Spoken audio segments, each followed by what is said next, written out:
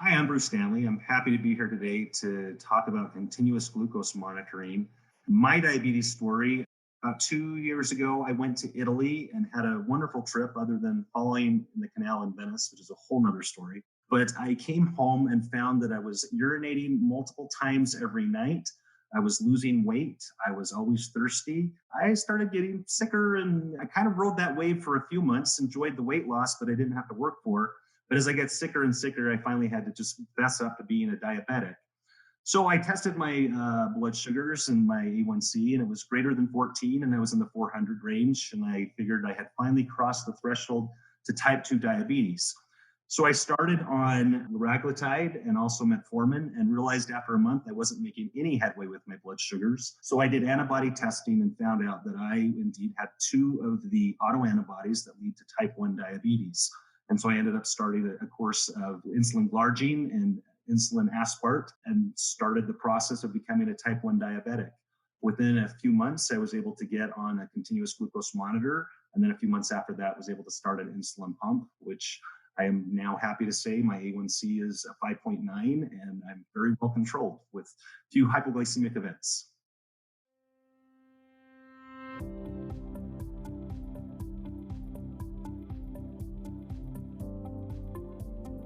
Dr. Bruce Stanley graduated from medical school at St. Louis University in St. Louis, Missouri in 1999, and then completed his family medicine residency at McKay Porter Family Practice residency in 2002. Dr. Stanley practices at Intermountain Layton Clinic, where he has been the clinic lead since 2018.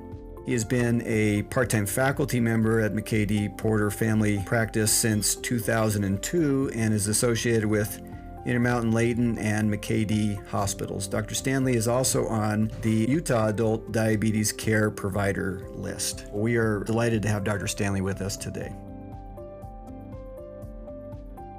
Wow, I'm excited what we can learn from you today. Thank you so much for being here.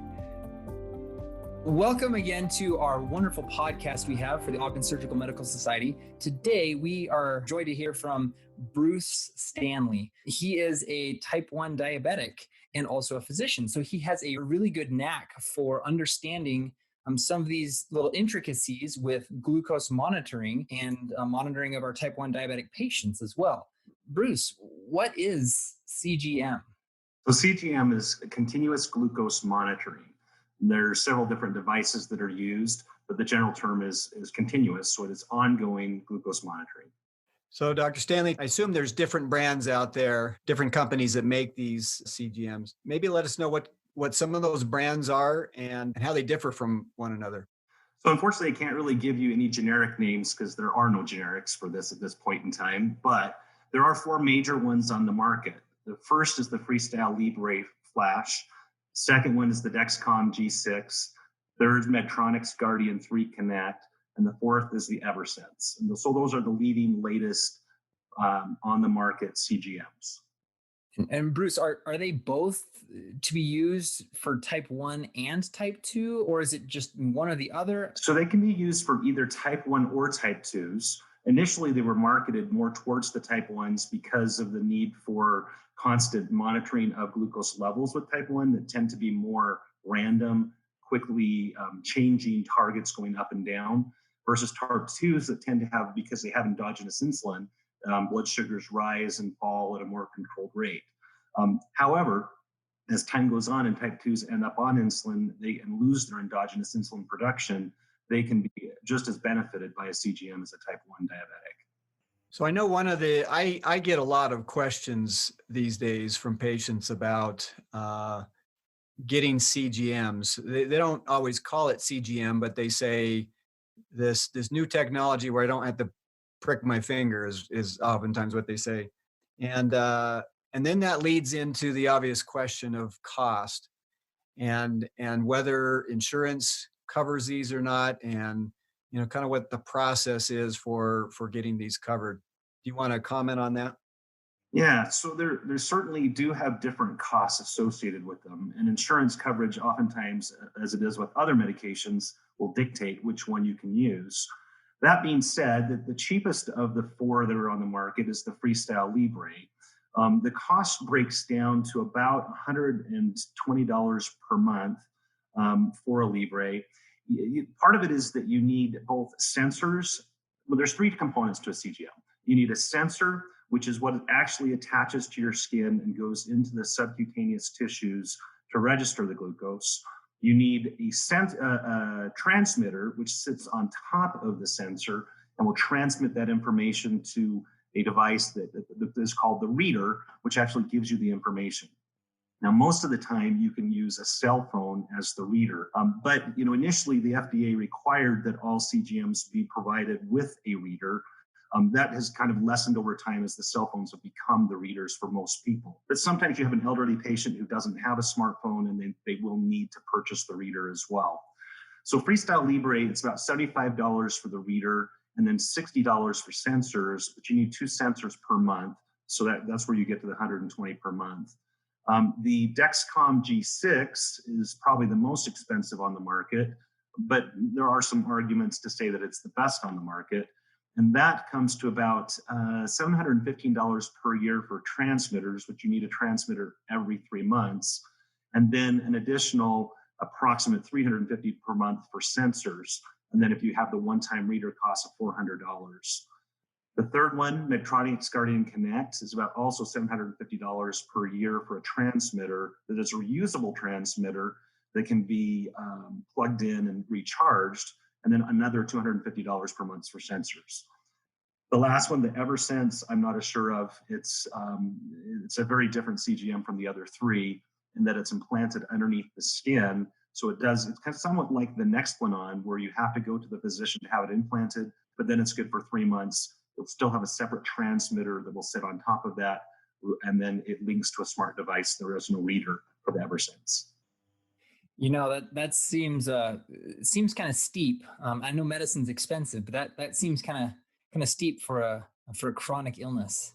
It is. And so my view on that is for type 1s, you can oftentimes get CGMs covered. And so there's not as much insurance pushback for a type 1. For a type 2, it can be a little bit more complicated to get it covered, but it can also be covered under certain circumstances. So one thing too, I've kind of talked to several patients about this, the possibility of paying for the Libre, even if they're only doing it for a few months, because they get the benefit of seeing how food and how insulin affects their blood sugars. Sometimes when they see that data, it helps them to be better controlled, and it might be worth paying $120 for a few months to be able to see that and form some better habits.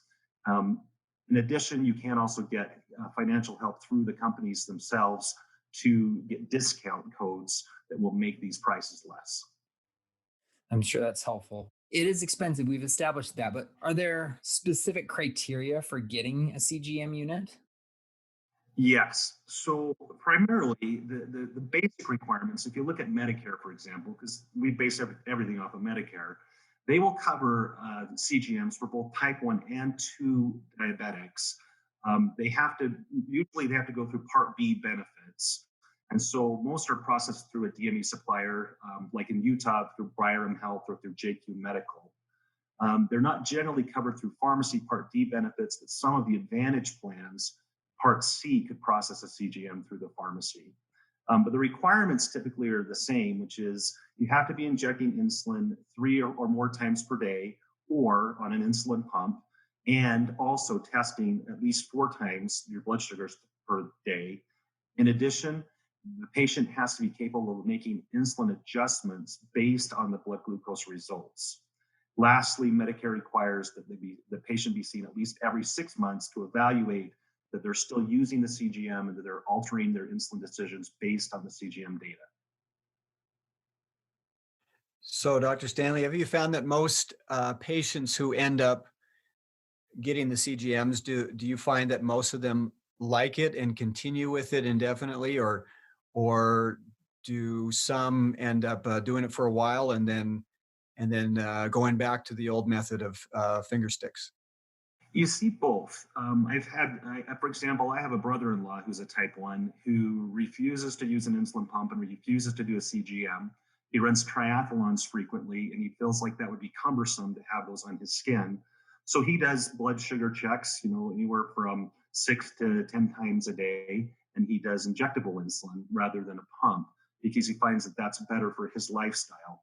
I've also had patients who will go on a pump and on a CGM, and they'll use it for a few years, and then they'll get tired of it and want to go back to shots and blood glucose testing for a year or 2 or 3, and then they come back to the pump and the CGM.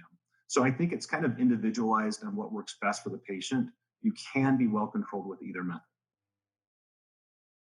So how often do you have to change these? Does it depend on the device that you use? It certainly does depend on the device. So for example, the Freestyle Libre is a 14-day sensor. So every 14 days, you'll have to change out the sensor. The Dexcom G6 is a 10-day. So every 10 days, the sensor's changed out. So 3 times per month. The Medtronic's Guardian Connect is, I believe, a week. I might be off on that one. And then the Eversense is every 3 months. But once again, that's going to be in the office to be changed out. So you mentioned about I think your brother doing triathlons. How does it work for people who are boating or vacationing or even daily bathing? How does that work? Can these sensors and transmitters touch water, and what kind of precautions do you have to use? So they are waterproof. Most of them are good for 1 meter for 30 minutes. So that's the Dexcom and the Guardian and the Freestyle all recommend 1 meter for up to 30 minutes. Reality is they will last longer underwater, but the companies that make them don't want to certify them beyond that. Certainly they are waterproof for a shower, for bathing. They are somewhat temperature sensitive. You could go in a hot tub, but you wouldn't want to spend extensive amount of time in a hot tub with these sensors, or they may stop working at least for a time frame while they recalibrate again. They also, when you place them, you need to place them away from pump sites for insulin pumps, away from waistband, from scars, tattoos. You avoid bones as well. They are affected somewhat by insulin repellents and sunscreens. So you'd want to avoid putting those on them as well. So speaking of, you mentioned about the insulin pumps. Do the CGMs talk to the pumps? Is there a way to connect those two? So there are a couple of them that will talk. So the Dexcom G6 talks really well with the Tandem T-Slim X2 pump, and the Medtronic's Guardian 3 Connect talks to the Medtronic's pump. And so the pump itself can be the receiver in those situations.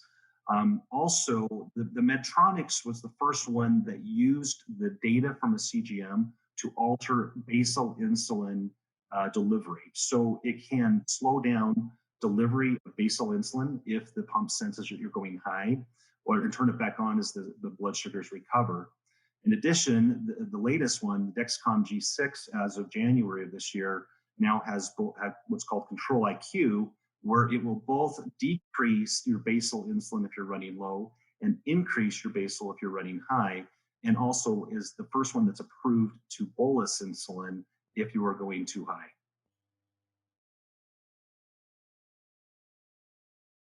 As the patients are seeing these readings that are going too high, they don't have medical training, so how can they really interpret them, right? Can physicians or clinicians use the at-home CGM readings in clinical decision-making, or is this just something that you kind of take with a grain of salt? So this is something that's really exciting in the field, is that these CGMs will talk to your cell phone, but they can also talk to your physician. They can also talk to a parent. So if you've got a child who's on a CGM, their parents can get the reading at 2 o'clock in the morning that their child is either running too high or too low, and then they can react to that data. In addition, the physician's office can be hooked up to it too, so there can be automatic downloads and the data can be seen from afar. That sounds really cool, like really cool. It's like Star Trek kind of stuff. Now, so what kind of information does a CGM reading provide the clinician besides just a blood sugar reading? Yeah, so one of the things that is a real advantage of having a CGM is When you get individual blood sugar readings, you're getting a single data point in time. When you get a CGM reading, it can take into account direction and velocity. So most CGMs will come with, when you look at the reader and you're looking at the report, it will not only tell you what your current blood sugar is, but it will also give you a direction and a velocity. So it may say that your blood sugar is 120 and rising slowly, or 120 and rising quickly, or 120 and dropping slowly, or 120 and dropping quickly. That allows you as a patient to make decisions on where your sugars are going, and you can react before they get too high or too low. So that's one of the biggest advantages that you have with a continuous glucose monitor is the velocity direction. So I know that most physicians, I think, are sort of driven by efficacy studies and data, and so are insurance companies. So is there any good studies out there that demonstrate benefit from diabetics using CGMs versus finger stick? So there are good data. So one of the data is that A1C reduction in type 1 diabetics with a CGM shows a decrease of 0.6 to 1%. Also for type 2s, it's 0.3%, both of which are better than self-monitoring of blood glucose. They also lead to a decrease in hypoglycemic events and an increase in quality of life because patients feel more freedom when they have a continuous glucose monitor because they know where their sugars are going rather than guessing at it based on a data point from a few hours ago.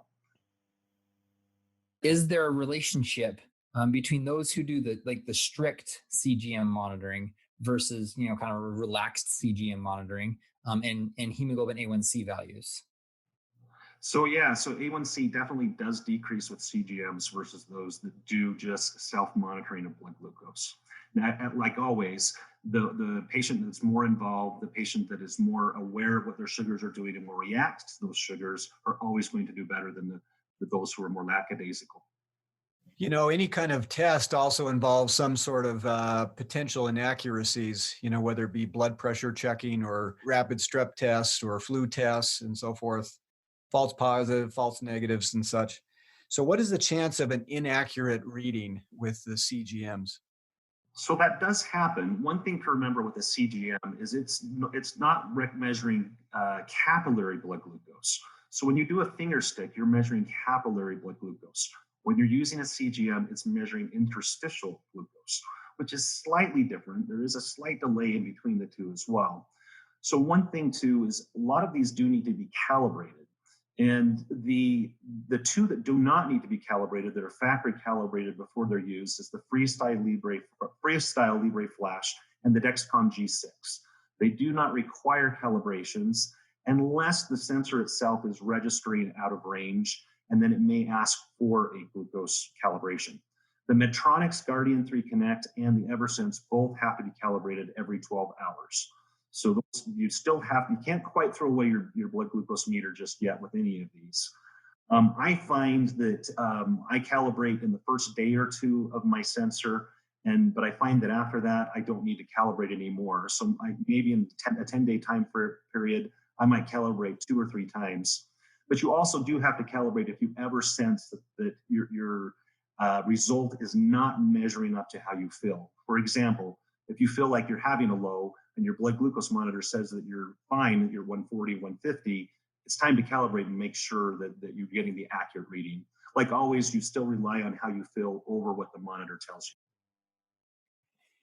you. Yeah, kind of just what you were saying. That's one of the big fears that I have about taking my laboratory tests out of my laboratory and taking them in home. And it's nice because of the convenience, but it does mean that we can't really trust the values as much. Most of the time, my capillary blood glucose matches up within 10 points of the continuous glucose monitor, which really bodes well for what the monitors are capable of doing these days. The accuracy has gotten better and better over time. And the very fact that you can go 10 days without calibrating, that's pretty impressive. That says that the data is pretty good that we're getting out of these machines. That's really good to be able to match within about 10 points. And that's consistently at the high end of the spectrum and the low end as well. That for me personally. Now, sometimes it may be off by more than that. And particularly as testing, you want to test more often until you know that you're comfortable with the readings that you're getting out of the machine. So that's with the interstitial and the capillary. So what about, have you done a comparison between, the interstitial fluid and, the serum glucose analysis that's done in the hospitals? So serum glucose analysis is still the most accurate. The second most accurate is either capillary or interstitial fluid. So you had earlier mentioned about the criteria. This is a similar question, but maybe a little different. Is who do you think are the best candidates? Who are the patients that you see in clinic that you talk about this and encourage to get a CGM?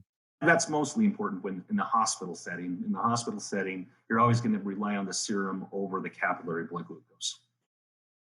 So honestly, all patients with diabetes would benefit from a CGM. If cost was not the issue, I would recommend every diabetic be on a CGM because I think you get so much more data. For example, if you're testing even 10 times a day, which is pretty aggressive for self-monitoring of blood glucose, you're not coming even close to what a CGM does because the CGM registers a blood glucose every 5 minutes, which means in 24 hours, you get 288 readings, significantly more data points than you get with 10 pokes in a day. And most diabetics test 1 to 4 times. So you're significantly increasing the amount of data. Anybody who has a risk of hypoglycemia, particularly the Dexcom G6 and the Medtronics, and even the Eversense have alarm systems. So if you're dropping too low, they will alarm before you drop too low so that you can do something about it before you get to a hypoglycemic unawareness. It's also great for somebody with low dexterity and low vision because you can blow it up and see the results quite easily, better than you can on a handheld monitor. Anybody on an insulin pump would benefit from a CGM because particularly the newer ones that are linked to the pump technology. There are maybe some also who struggle with finger sticks. For example, a mechanic who often has dirty hands may not want to be poking a needle through his dirty fingers. Also, a flight attendant who doesn't want to risk blood exposure to those that they're servicing on the plane. And then also young children who are dependent on parents or caregivers to provide their care. They certainly would benefit from having a CGM. You just mentioned hypoglycemic episodes. And those are kind of scary for me. Since CGM reduces hypoglycemic episodes, is there really a survival advantage to having a CGM placed over traditional glucose monitoring? So we don't know specifically that there is a survival advantage. We know, for example, in the hospital setting, somebody who's using a CGM, you're going to detect more hypoglycemic episodes. But that's probably just because you're getting more data. So in the patient you're checking 4 times a day, what are the odds you're going to pick up the hypoglycemic episode versus somebody who's on 288 readings a day? You're far more likely to pick that up. Well, I don't have specific data.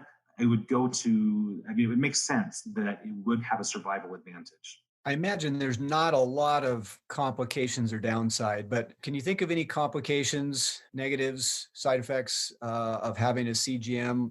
Such as infection rate, inaccurate readings? What would you say some of the complications are?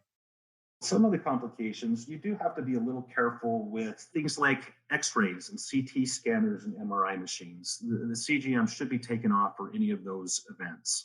In theory, you could have them covered for an x-ray, but for a CT or MRI, for sure, I would remove the CGM prior to doing that procedure. In addition, when traveling through airports, the CGMs are not, and the equipment for them are not supposed to go through the scatter plot scanner. They can go through the walkway x-ray machine, but they shouldn't go through the scatter plot. And the devices should not go through the airport screening machines. They have to be hand evaluated by the screeners at the airport. As far as infection goes, they rarely do cause infection. I have had one of my CGMs get infected, where I had a low-level infection on my arm for a few days until things settled down. But for the most part, they rarely do become infected. You can have allergic reactions to the adhesives that are used. And so some of the time you can pre-treat with Flonase, Fluoroplast, or Cavalon barrier to help with allergies to the adhesives. And sometimes if you're particularly going to be sweating a lot or you're going to be swimming a lot, then using a product such as Skin Tack or Mastisol can help the devices to stick longer and better.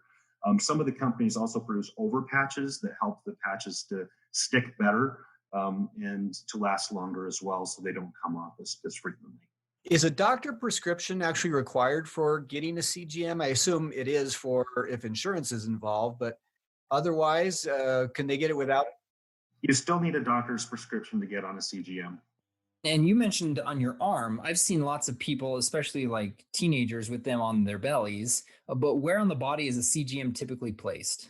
So every manufacturer has different requirements for where they're placed. To my knowledge, the Medtronics can be placed on either the abdomen or the arms. The Freestyle Libre is indicated for the arms primarily.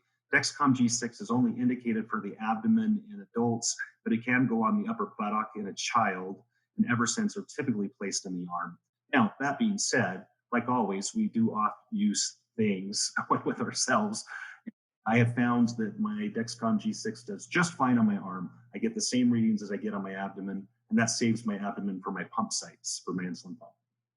So have you tried more than one or even all of these different devices, or have you just had the one so far? So I have used the Freestyle Libre. I've also used the Dexcom G6, and I've used the Medtronics Guardian. So I've tried 3 of the different ones. And I found that they all work just fine. The Freestyle Libre and the Medtronics, of course, have to be calibrated twice a day, where the G6 does not. So I find that to be an advantage. Now, in the future, do you see CGMs becoming the norm? Or do you think the finger stick glucose will always be the most common method, like kind of like the go-to standard method? Because of cost, the finger stick glucose is still going to be the standard method. However, as CGMs become more plentiful and cheaper, I do think it's a better way of controlling blood glucoses. It's kind of a different way of looking at glucose too. You know, the goal with a CGM is to have 70, we start talking about time in range. So, which is a whole different concept, because rather than looking at an A1C, which is this average measurement of 3 months, we get time in range, which can be looked at from a day-to-day basis. So the goal for CGMs is to have at least 75% of your day spent in range, and that's generally from 80 to 180. And then you want to have less than 5% low, and less than 1% critically low. And then also you want to have less than 20% in the high end zone. And so we can start looking at diabetes in a very different way when we start looking at CGMs, and we start looking at time and range. So a patient who might have large fluctuations might have a good A1C, but if they spend a lot of time really high and a lot of time really low, their average might look good, but they're really not in good control. But if you look at time and range and most of their day is spent in range, that may actually be better control than somebody with a better A1C. How about the elderly population? Do you see a lot of elderly folks using CGMs? I typically don't. However, with Medicare now approving them if they're meeting criteria, we may see more elderly people using CGMs, particularly type 1s. The recommendations, if a type 1 has been well controlled on a CGM, just because they turn 65 and go on to Medicare, they shouldn't lose their good control. And so I think we will see more elderly patients use them as time goes on. I mean, you talked about kids earlier and you said they could be used on the buttock, but I have 3 kids myself and they don't keep masks on for COVID. So how do they keep these on? Over patches certainly make a difference, and they have fun styles of over patches that have kids patterns that make them fun, like a Band-Aid is fun to a kid. And, interestingly enough, putting on these sensors, the needle looks pretty intimidating if you just look at it. But actually applying the CGM, there is very little pain. In fact, I think the finger sticks are far more painful than applying a transmitter or a sensor. And so I think for most kids, once again, when they realize that it's either this or multiple finger pokes per day, they would take this in a heartbeat. Do you keep test strips and lancets with you as backup and travel with those? For sure, with travel, you need to have extra sensors, extra transmitters. It's just nice to have the extra when you travel, because you just never know what might happen. And occasionally these do come off. With an activity, you might bump it off or might hit it off, or the tape might not hold up. And so you always need to have extra backups. In addition, you should always still have blood glucose test strips and a glucose monitor, just because if you do lose your last sensor, you still need to be able to know what your blood sugars are doing. We talked about this a little bit before, but for hospitalized patients, do nurses and physicians use the CGM to get glucose readings, like inside the hospital, or do they just use finger sticks instead? If that patient has a CGM in the hospital. There is still inconclusive evidence for widespread use of CGMs in the inpatient setting, especially for critical care. And, as I mentioned, they do have an increased number of hypoglycemic events, but that's probably just because they're being detected more often.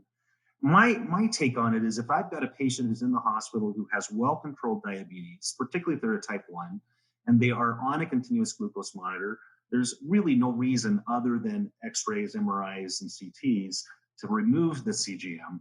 And that way, the patient is able to self-monitor. Now, this should be primarily only done with a patient who knows is still conscious and coherent and able to interpret their own data and able to calibrate when they need to, and able to use that information to adjust their own insulin pump or their own levels. But it needs to be done in coordination with hospital policy, the nursing staff, and the doctor who's involved with the case.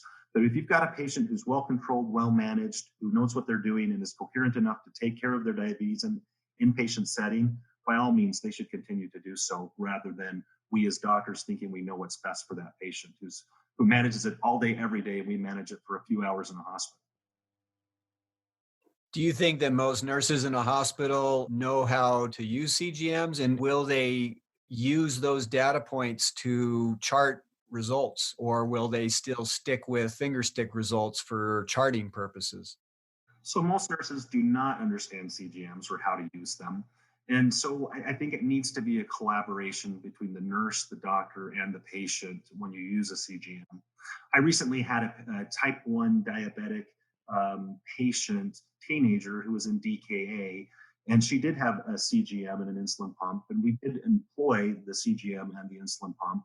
We did some calibrations to make sure things were correct while we were in the hospital setting, but we used that data to help us make the decisions for this patient. It was satisfying for both the parents and the patient and the nursing staff to have that additional data point. Is it a similar situation in nursing homes, or do you see that as a different situation? I think at a nursing home, I think it would be less advantageous to have a CGM. At that point, when we're talking end of life care, the patient may or may not be coherent enough to manage their own CGM and their own glucose levels. And at that point in time, I think maybe going back to self-monitoring of blood glucose might be the best way. As time goes on and we get better studies, we might start seeing CGMs used more in the nursing home setting, however, because then we get the additional data points and we can better manage the patients. But it doesn't involve intensive management to use that data to its fullest effect. You talked about how you transitioned from diagnosis of type 2 to type 1, but you're still on metformin, aren't you? I am. So I'm doing several off-label things, which is kind of fun for me because as I've done my research, I've learned a lot. So one of the interesting things is loopers. That was one of the interesting things for me. I went to a type 1 diabetes conference and learned about looping. And this really isn't too much of CGM, but loopers are people who wanted to have their own pump CGM combination where they would take what's called a Riley link, which talks between the pump and their continuous glucose monitor and their cell phone, which allowed them basically to come up with their own automated pancreas, which basically would automatically bolus and automatically slow down the boluses of insulin according to what their blood sugars are doing. But it gives them full control. I'm on a hybrid system, and the hybrid system still helps to control the goals, but it's pre-programmed. So there's an exercise function that maintains me about 150, and there's a sleep function that maintains me about 112, but I can't change those parameters. The loopers can actually change those parameters and put exactly what they want in. It's not FDA approved, and they do run some risk of hypoglycemia or hyperglycemia because they're not using an FDA approved product, but it was an interesting concept to me of looping. But the hybrid systems are actually pretty good, and they're kind of doing the same thing, but FDA approved. But I'm also on, so I thought about looping, but now that I've got a hybrid system, I'm good with that. Well, I'm also still taking liraglutide. I'm taking Farxiga, dapagliflozin, and metformin, all off-label. There is some data in the type 1 community that those are drugs that can help. The dapagliflozin, they've looked at the FDA 3 different times, 3 different SGLT2s, and the biggest problem is it increases the risk of DKA in a type 1. And you can go into DKA even a blood sugar of 200, which makes it a little scarier to use. But since I spend very little time above 200, I'm not as worried about using it. And and it's, once again, has some heart protective effects and has some weight loss effects that make life simpler. And there are a lot of type 1s who are using SGLT2s as well as GLP-1s to help with their control. And then, of course, the metformin just still makes the insulin you take more effective. So the bottom line, the net effect of using a pump and using these other drugs is that I use less insulin in the long run. That's really interesting. I never considered taking, like, being able to just kind of play with your drug regimen like that, but I don't prescribe drugs. So that's why. If you look at every year, the American Diabetic Association comes out with the guidelines for diabetes and how it should be managed. And these are drugs that they have looked at for type 1s. So they're not recommending and they're not discouraging. They're just saying it's something we're looking at. Hey, I've got one more question for you, Dr. Stanley. If you as a physician and also having diabetes, you're in a unique position to really educate and train patients on using CGMs. But for someone like me who's not diabetic and not familiar with the technology, what are some resources? I can do the prescription for the CGM, but what are some resources for getting that patient educated on how to use it? So, certainly clinical pharmacists can be quite helpful. In our clinic, we have a clinical pharmacist that we can refer patients to who can go through the procedures to make sure they do understand how to use a CGM. The manufacturer's information that they send with the CGM is actually pretty user-friendly. It would take a lot to mess it up. If you follow their instructions step by step, it's printed in bold, big type. It's not too hard to follow the instructions to get them correctly inserted and use the data. In addition, I failed to mention that there are apps also that the CGMs will talk to. And using those apps, you can get a really clear picture of what's going on with data. For example, with my Dexcom G6, there is the Clarity app, which will overlay all of my blood sugars for 90 days. It will come up and tell me what my A1C is likely to be. It will also tell me what trends I'm having, if I'm having times of day when I tend to be higher or lower, so I can adjust my basal insulin according to what my 90-day readings are. And so it's a really good to see your average blood sugars and what you're actually doing in real time. Dr. Stanley, I'm so grateful that you were able to come here and teach us about what CGM is, continuous glucose monitoring, and how you use that personally and also professionally. It really provides us with a great perspective. So thank you very much. I wanted to thank you. You're welcome. I love this technology. I'm glad it's there. I feel like I got diabetes at a good point in history when this newer technology is available, and it does make life easier. That's a really good way to look at that. And if we could also take something from you, take your perspective, I think we'd be well served.